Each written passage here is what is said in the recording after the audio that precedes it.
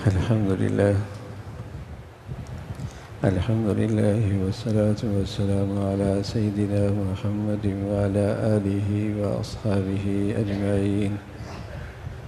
الحمد لله والصلاة والسلام على سيدنا محمد وعلى آله وأصحابه أجمعين. أما بعد فأعوذ بالله من الشيطان الرجيم. بسم الله الرحمن الرحيم. لقد أنزلنا إليكم كتابا فيه ذكركم أفلا تعقلون. صدق الله العظيم. اللهم صل على سيدنا محمد وعلى آل سيدنا محمد وبارك وسلم. اللهم صل على سيدنا محمد النبي الأمي وعلى آله وأصحابه وسلم. میرے معزز مسلمان بزرگوں، عزیز بھائیوں، ماہ رمضان ماہ مقدس، اس کی ایک خصوصیت کہ اس میں اللہ کا کلام بھی نازل ہوا. شہر رمضان الذی انزل فیہ القرآن. اس ماہ مبارک میں اللہ تعالیٰ کا یہ قرآن، اللہ تعالیٰ کا یہ کلام جو انسانیت کے لیے زندگی کا دستور، اللہ تعالیٰ کا پیغام، دنیاوی اور اخروی مشکلات کا، اس میں نجات، اس میں اس کے حل کے ہدایات اور اس کے نصائح اور اس کے نسخے، اور جس کلام کے پیچھے اور جس پیغام کے پیچھے اللہ کا علم، اللہ کی قدرت، اللہ کی حکمت، اللہ کی شفقت، اللہ نے وہ کلام اس امت کو عطا فرمایا. پیارے رسول صلی اللہ علیہ وسلم فرمایا کرتے، یرفع اللہ بہ اقواما ویضع بہ آخرین. جو لوگ اس دولت کی قدر کرتے ہیں، اللہ تعالیٰ انہیں بلندیاں نصیب فرماتے ہیں، اور پستی اور ذلت کی وجہ اس پیغام اور اس دستور کو فراموش کر دینا، پیٹ پھیرنا اور اسے چھوڑ دینا. مسلمانوں کی زندگیوں میں اس کی تلاوت کتنی ہے، اس کے پیغام تک اور ان ہدایات تک مسلمانوں کی رسائی کتنی ہے، اور مسلمانوں کی زندگی میں اس کے احکامات پر عمل کتنا ہے. وقال الرسول یا رب ان قوم اتخذوا هذا القرآن مہجورا. میرے اور آپ کی آخری امید رسول اکرم صلی اللہ علیہ وسلم کی شفاعت ہے کہ اللہ کے نبی صلی اللہ علیہ وسلم کے ہاتھوں سے حوض کوثر کا پانی نصیب ہو جائے اور آپ کی شفاعت کے جھنڈے تلے نجات ہو جائے. یہ آخری امید ہے. لیکن اللہ کے نبی وہاں کھڑے ہوں گے اور شکایت کر رہے ہوں گے. کتنی بدنصیبی ہوگی کہ وہ شکایت کن کی کر رہے ہوں گے. وقال الرسول یا ربی ان قوم اتخذوا هذا القرآن مہجورا. اے اللہ، میری اس قوم نے اس قرآن کو پس پش ڈال دیا تھا. نہ تو اس کی تلاوت، نہ دلوں میں اس کی عظمت، نہ اس کے احکامات تک رسائی، اور نہ اس پر عمل، نہ ہی اس پہ عمل. احنف بن قیس رحمۃ اللہ علیہ بڑے محدث، بڑے مفسر، قرآن کی تلاوت کر رہے اور قرآن کے اس آیت تک پہنچے، لقد انزلنا الیکم کتابا فیہ ذکرکم.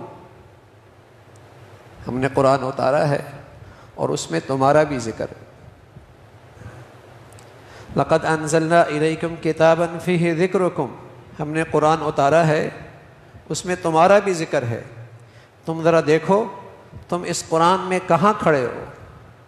اس لیے کہ اس قرآن میں ماننے والوں کا بھی ذکر ہے، نہ ماننے والوں کا بھی ذکر ہے، کم عقل لوگوں کا بھی تذکرہ ہے، عقل مند اور دور اندیش لوگوں کی تذکری بھی ہیں، کامیاب اور نجات پانے والے ان کے بھی یہاں فہرست موجود ہے. ناکام اور اللہ کے غضب کا شکار ہونے والے، ان کی یہاں تصویریں اور ان کے نقشے بھی موجود ہیں۔ لقد انزلنا الیکم کتابا فیہ ذکرکم، اس میں تمہارا ذکر ہے۔ احنف بن قیس بڑے آدمی تھے، قرآن کے اوراق میں اپنا ذکر تلاش کرنے لگے۔ قرآن آئینہ ہے، قرآن آئینہ ہے، مختلف اقوام کی اور مختلف اشخاص کی اور مختلف افراد کی، ہر قسم کی اس کے اندر تصاویر اس آئینے میں موجود ہیں۔ کون کہاں کھڑا ہے، ایمان والوں کی ایک تصویر ہے، اور ہم اس تصویر میں اپنے آپ کو دیکھیں، ہم کہاں کھڑے ہیں۔ التائبون العابدون، التائبون العابدون السائحون الراکعون الساجدون الآمرون بالمعروف والناہون عن المنکر والحافظون لحدود اللہ وبشر المؤمنین۔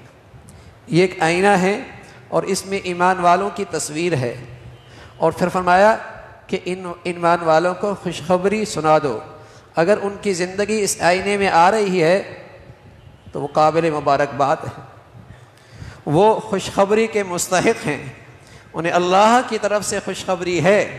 ایمان والے ایسے ہوتے ہیں، التائبون، وہ ہر وقت توبہ تائب ہوتے، ہر وقت توبہ تائب ہوتے، اس لیے کہ انہیں کچھ نہیں پتا کہ پتہ نہیں صبح اٹھوں یا نہ اٹھوں، پتہ نہیں گھر سے باہر نکلا ہوں واپس آؤں یا نہ ہوں، پتہ نہیں آنکھ کھلے یا نہ کھلے، پتہ نہیں سفر کے کس لمحے، کس سفر کے کس گھڑی اس کی روانگی ہو جائے۔ رسول اللہ صلی اللہ علیہ وسلم فرمایا کرتے تھے 5 چیزوں کا علم سوائے اللہ کے اور کسی کے پاس نہیں ہے، ان میں ایک یہ بھی ہے کہ کل تم کیا کرو گے، اور ایک یہ بھی ہے تمہاری موت کہاں آئے گی۔ وما تدری نفس ماذا تکسب غدا وما تدری نفس بأي ارض تموت، کچھ نہیں پتا تم کہاں مرو گے، کہاں۔ سڑک پہ موت آتی ہے، گھر پہ موت آتی ہے، دفتر پہ کرسی پہ آتی ہے، دکان پہ کھڑے کھڑے روح نکلتی ہے، کچھ نہیں پتا۔ تو ایمان والوں کی شان ہے التائبون، توبہ طائب رہتے، العابدون، عبادت گزار ہوتے ہیں، السائحون، روزے رکھنے والے ہوتے ہیں، الراکعون، الساجدون، نماز پڑھنے والے، رکوع کرنے والے، سجدے کرنے والے، الآمرون بالمعروف، نیکی کا حکم کرنے والے، والناہون عن المنکر، اور برائیوں سے روکنے والے، والناہون عن المنکر والحافظون لحدود اللہ۔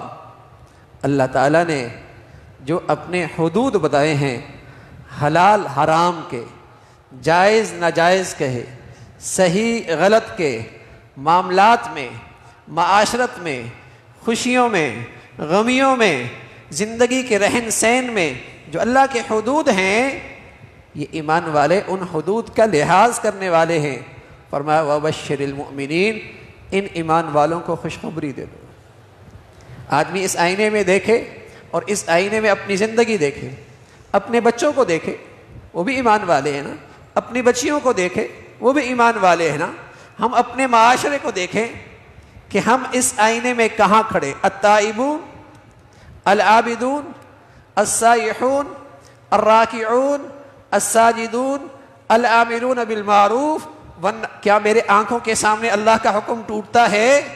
اندر بے چینی آتی ہے، ماتھے پہ بل آتا ہے، کان بھی جوں رینگتی ہے، اندر غم اور دکھ ہوتا ہے۔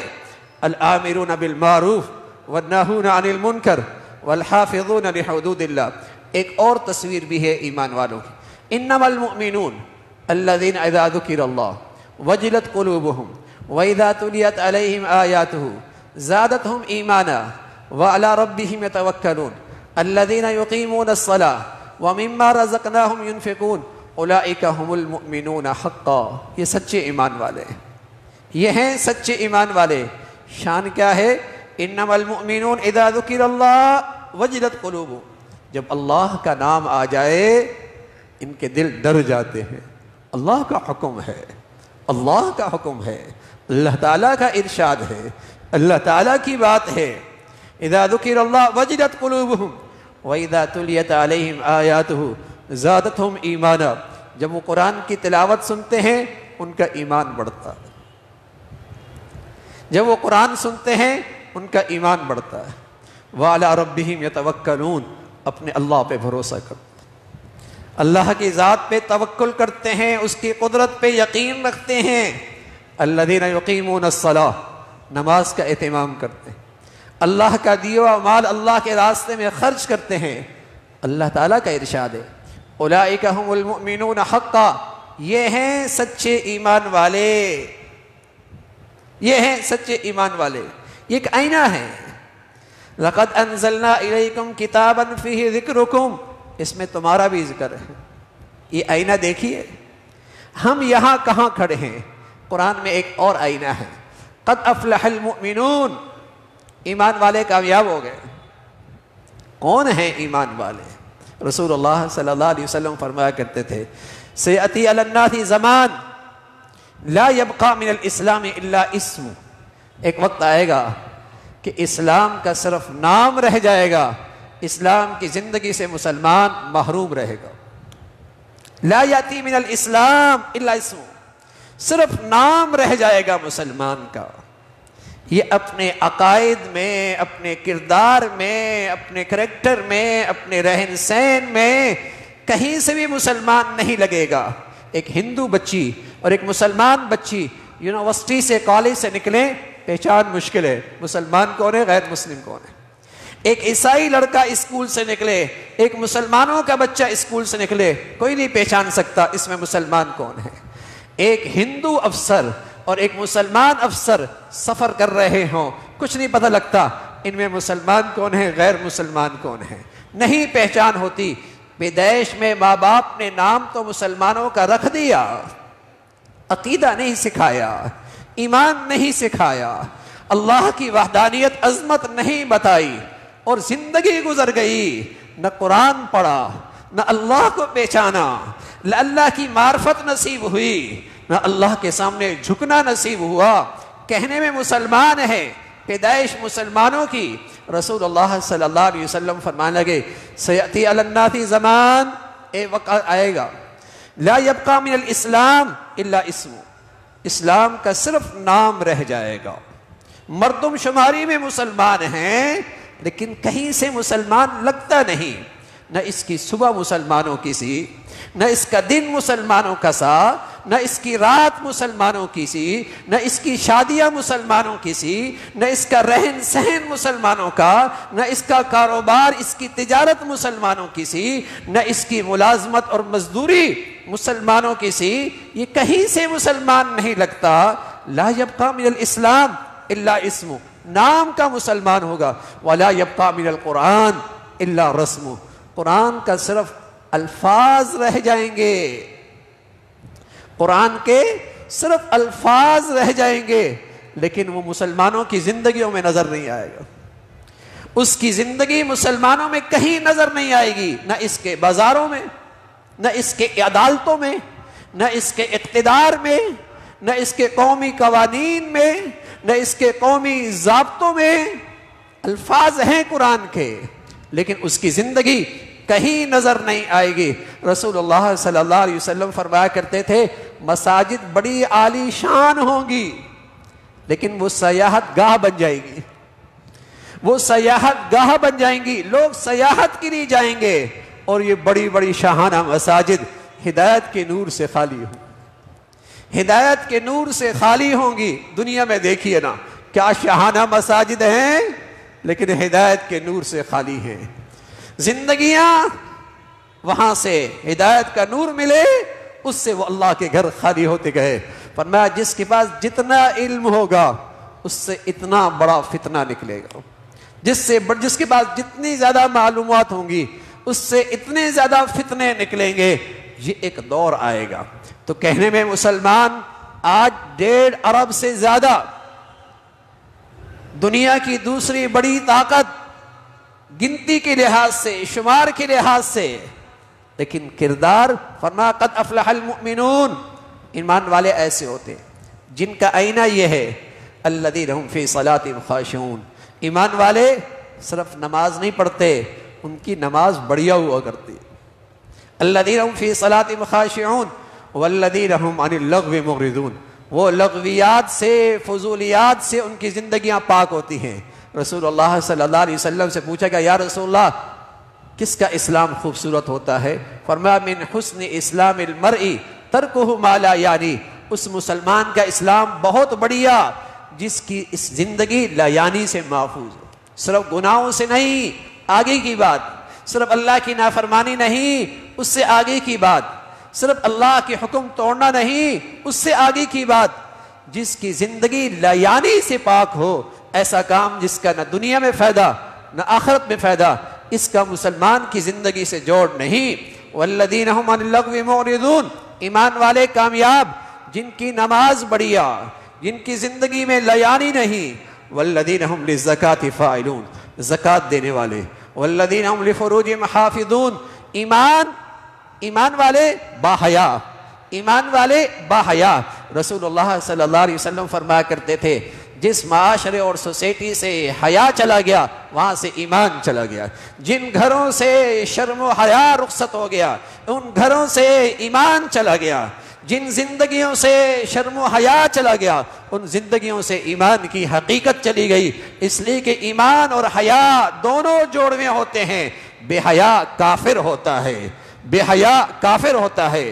بدکاری اور زنا کی گندگیاں کفر کے معاشرے کا حصہ ہیں، مسلمانوں کے اندر شرم و حیا کی چادر ہوتی ہے، شرم و حیا کا جوہر ہوتا ہے۔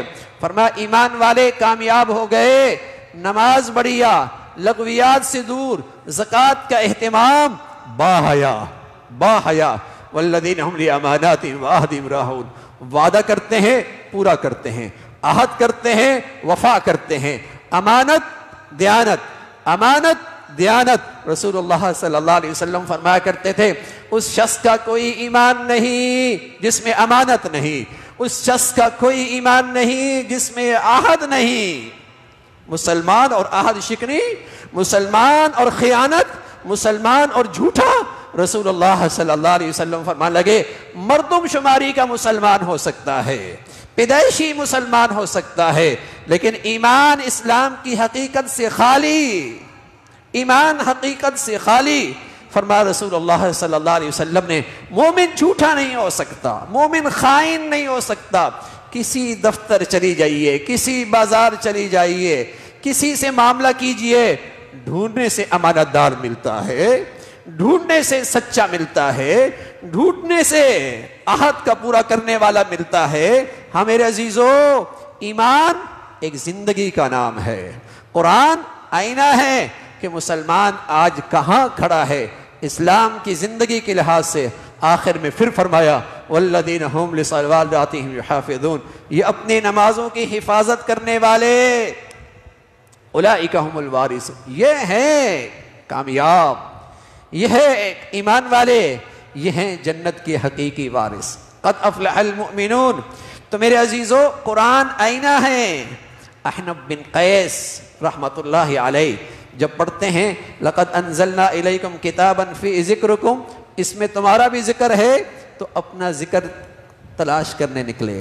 کچھ لوگ نظر آئے، کچھ لوگ نظر آئے، الذین ينفقون فی السراء والضراء والکاظمین الغیظ والعافین عن الناس واللہ یحب المحسنین والذین اذا فعلوا فاحشہ او ظلموا انفسهم ذکروا اللہ فاستغفروا لذنوبہم۔ کچھ لوگ نظر آئے، اپنے آپ کو اس میں تلاش کیا، ہر حال میں خرچ کرتے ہیں، غصہ پی لیتے ہیں، معاف کر دیتے ہیں، غصہ پی لیتے ہیں، معاف کر دیتے ہیں، احسان کرتے ہیں، غلطی ہو جائے دیر نہیں کرتے، فوراً توبہ کرتے ہیں، تاخیر نہیں کرتے۔ احنف بن قیس نے ندامت سے سر جھکایا، اے اللہ یہ تصویر تو سچی ہے لیکن اس میں میری زندگی نہیں ہے، میں یہاں کہیں نظر نہیں آتا۔ کچھ لوگ اور نظر آتے ہیں، کچھ لوگ اور نظر آتے ہیں۔ والذین یجتنبون کبائر الاثم والفواحش واذا ما غضبوا هم یغفرون والذین استجابوا لربهم واقاموا الصلاة وامرهم شورى بینهم ومما رزقناهم ينفقون۔ کچھ لوگ اور ہیں گناہوں سے بچتے ہیں، کبائر سے بچتے ہیں، بے حیائی سے بچتے ہیں، نمازوں کا اہتمام کرتے ہیں، زکوٰۃ کا اہتمام کرتے ہیں، اپنے معاملات اہل مشورے کے ساتھ مشورہ کر کے طے کرتے ہیں۔ احنف بن قیس نے پھر ندامت سے سر جھکایا، اللہ اس میں میری تصویر بھی نہیں ہے۔ اور میرے عزیزو، ہم بھی دیکھ لیں ہم بھی کہاں کھڑے ہیں۔ احنف بن قیس نے کچھ اور اوراق الٹے پلٹے، کچھ لوگ اور نظر آئے۔ ما سلککم فی سقر قالوا لم نکن من المصلین، کیوں پڑے ہو جہنم میں؟ کہنے لگے نماز نہیں پڑھتے تھے۔ کیوں پڑے ہو جہنم میں؟ نماز نہیں پڑھتے تھے۔ وَلَمْ نَكُنْ نُطْعِمُ الْمِسْكِينَ، کھانا نہیں کھلا کرتے تھے۔ وَكُنَّا نَخُوضُ مَعَ الْخَائِضِينَ، بے دینوں کے ساتھ بیٹھ کر ہم بھی اہل دین کا مذاق اڑایا کرتے تھے۔ احنف بن قیس نے کہا اللہ تیری پناہ، میرا ان سے کوئی تعلق نہیں ہے، میرا ان سے کوئی تعلق نہیں ہے۔ کچھ لوگ اور گزرے، وَإِذَا ذُكِرَ اللَّهُ وَحْدَهُ اشْمَأَزَّتْ قُلُوبُ الَّذِينَ لَا يُؤْمِنُونَ بِالْآخِرَةِ وَإِذَا ذُكِرَ الَّذِينَ مِن دُونِهِ إِذَا هُمْ يَسْتَبْشِرُونَ۔ کچھ لوگ اور ہیں، اللہ کے تذکرے آ جائیں طبیعت بوجھل ہو جاتی ہے، چہرے پہ ناگواری ہو جاتی ہے، ماتھے پہ بل آ جاتے ہیں، اکتانے لگتے ہیں، بے چین ہونے لگتے ہیں۔ اور جب غیر اللہ کے تذکرے، مخلوق کے تذکرے، اس میں انہیں لذت آتی ہے۔ احنف بن قیس نے کہا اے مولا ان سے بھی میرا کوئی تعلق نہیں، لیکن اپنی تصویر تو دیکھنی ہے نا، اللہ نے کہا ہے، سچ کہا ہے، اس میں تمہاری بھی تصویر ہے۔ کچھ لوگ نظر آئے، لقد انزلنا الیکم کتابا فی ذکرکم، اس میں تمہارا بھی ذکر ہے، نظر آئے۔ وآخرون اعترفوا بذنوبہم خلطوا عملا صالحا وآخر سیئا عسى اللہ ان یتوب علیہم۔ کچھ لوگ اور نظر آئے جو غلطی بھی کر لیتے ہیں، نیکی بھی کر لیتے ہیں، برائی بھی ہو جاتی ہے، اللہ کا حکم بھی پورا کرتے ہیں، ملی جولی زندگی ہے، لیکن ساتھ ساتھ اپنے گناہوں کا اعتراف کرتے ہیں۔ اقراری مجرم ہیں، اقراری مجرم ہیں، گناہوں پہ ضد نہیں کرتے، گناہوں پہ اتراتے نہیں، گناہوں پہ فخر نہیں کرتے، گناہ ان کی زندگی کا اسٹیٹس نہیں ہے، گناہوں سے یہ عزت، گناہوں میں یہ عزت نہیں سمجھتے، ہو جاتی ہے غلطی، اقراری مجرم ہیں۔ احنف بن قیس نے جب یہ آیت دیکھی، فرمایا اے اللہ قد وجدنا، میں نے اپنی زندگی اس میں دیکھ لی ہے، تیرا کلام سچ ہے، اس میں میں بھی موجود ہوں۔ تو میرے عزیزو، قرآن آئینہ ہے، ہم کہاں کھڑے، ہم کہاں کھڑے ہیں؟ ہماری زندگیوں میں قرآن کے یہ احکامات کتنے ہیں؟ ہماری قرآن کے ان احکامات تک رسائی کتنی ہے؟ ہم نے آج تک اللہ کے اس پیغام کو اہمیت کتنی دی ہے؟ اور میرے گھروں میں قرآن کی تلاوت کتنی ہے؟ میری زندگی میں قرآن کا وظیفہ کتنا ہے؟ میری صبح شام میں قرآن کا معمول کتنا ہے؟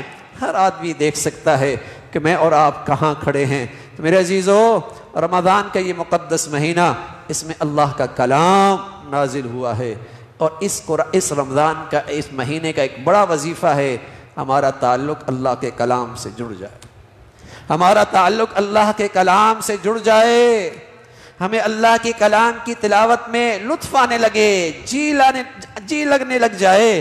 حضرت عثمان فرمایا کرتے تھے رضی اللہ تعالیٰ عنہ، جسے اللہ صاف دل دے دے، صاف زبان دے دے، وہ تلاوت قرآن سے کبھی سیر ہی نہیں ہو سکتا۔ اور کسی آدمی کو تلاوت کرنے کا جی نہیں چاہتا، سمجھ لے اس کا دل بیمار ہے۔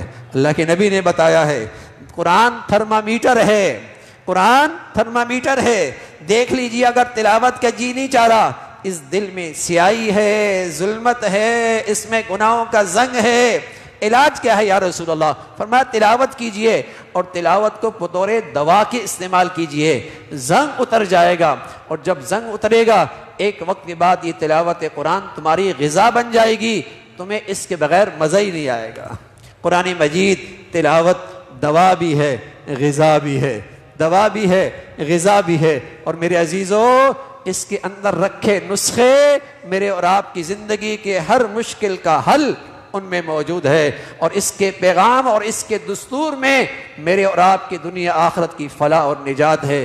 اللہ ہمیں قرآن کی عظمت، قرآن کی تلاوت اور قرآن کی زندگی نصیب فرمائے، اللہ عمل کی توفیق عطا فرمائے۔ وآخر دعوانا ان الحمد للہ رب العالمین۔